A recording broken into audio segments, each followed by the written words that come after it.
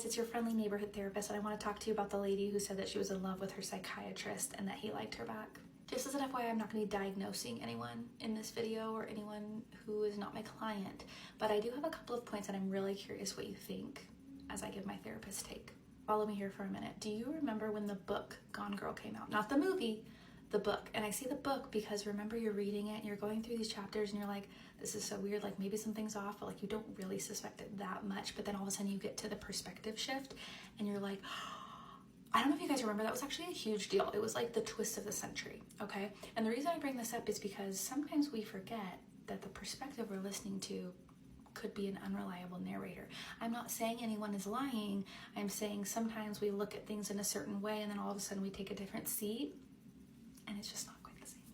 Outside of therapy, outside of psychiatry, a person could be sitting quietly and one person would look at that quiet person and say, oh, they're feeling shy, they're feeling nervous. Another person will look at them and go, oh, they're standoffish, they're being a snob, right? Perception is reality, but not true reality.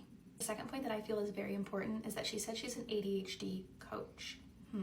Very interesting. She's discredited every mental health professional in her story while talking about that she's a coach. Now, coaching, there's no regulation, there's no licensing, there's nothing like that. I'm not saying there can't be good coaches.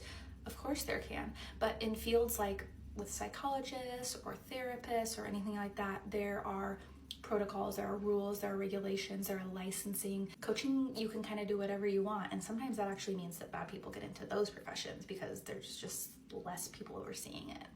So she's discrediting her psychiatrist for obvious reasons, but then she also has this therapist who apparently has no ethics also and is also just listening to her essentially for the plot, which is a very strange coincidence.